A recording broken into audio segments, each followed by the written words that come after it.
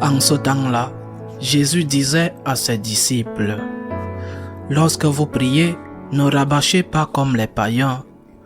Ils s'imaginent qu'à force de paroles, ils seront exaucés.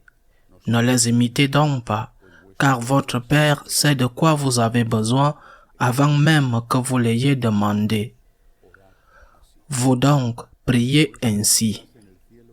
Notre Père qui es aux cieux, que ton nom soit sanctifié, que ton règne vienne, que ta volonté soit faite sur la terre comme au ciel.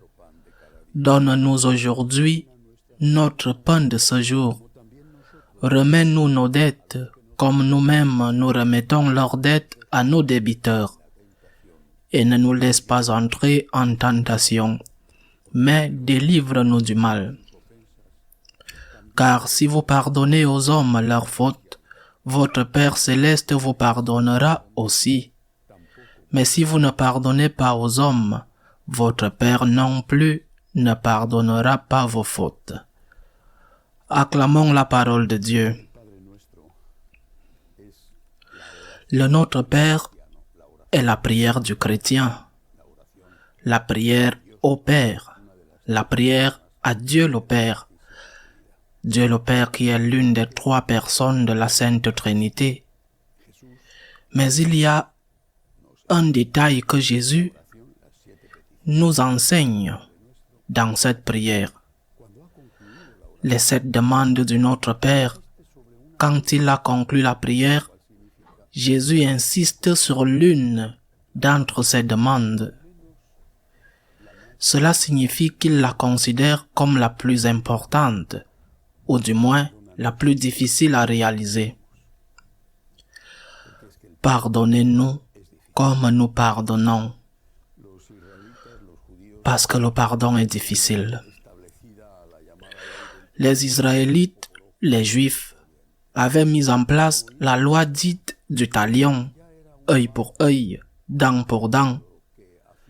Ils n'allaient pas plus loin que cela, et c'était déjà un progrès par rapport à ce qui se faisait aux alentours, ce que faisaient les autres, que si on te faisait une chose de mauvais, tu devais en rendre 2 fois plus pour qu'on ait peur de toi. En d'autres termes, les Juifs vivaient le un coup pour un coup. Jésus nous met une mesure du ciel. Pardonne-nous comme nous pardonnons. Pardonne-nous. Nous devons pardonner. Quel est le problème? Non seulement le pardon est difficile, mais si nous ne reconnaissons pas que nous sommes pécheurs, nous n'avons pas la force que le Seigneur veut ajouter pour que la difficulté du pardon soit un peu allégée. Pardonne-nous comme nous pardonnons. Comment celui qui pense qu'il n'a pas besoin de pardon va-t-il pardonner?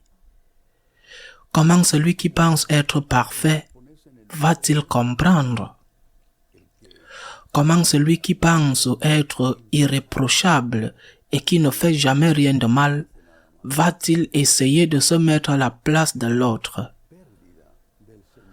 La perte du sens du péché, qui va de pair avec d'autres pertes, comme la perte de la vie éternelle, la perte du sens du péché rend le pardon encore plus difficile.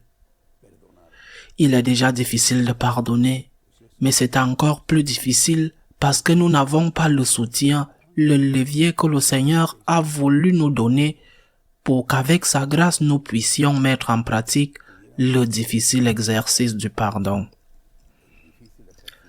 Je suis conscient que j'ai besoin d'être pardonné. Je dois pardonner. D'ailleurs, si je ne pardonne pas, je ne serai pas pardonné.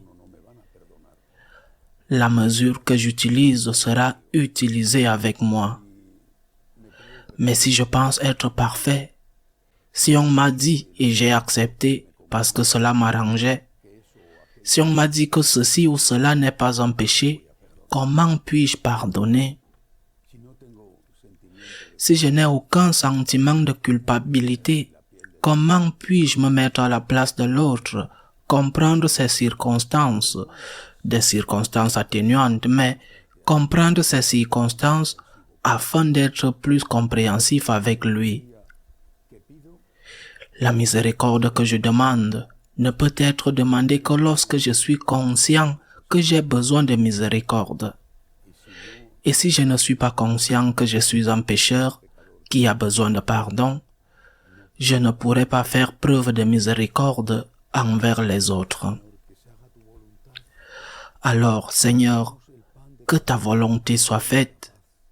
Donne-nous le pain quotidien, donne-nous la paix. Que ton nom soit béni, sanctifié, aimé. Délivre-nous, Seigneur, de tous les maux et surtout de la chute dans le péché. Mais si nous commettons un péché, Seigneur, pardonne-nous, pardonne-moi et aide-moi à pardonner. Ainsi soit-il.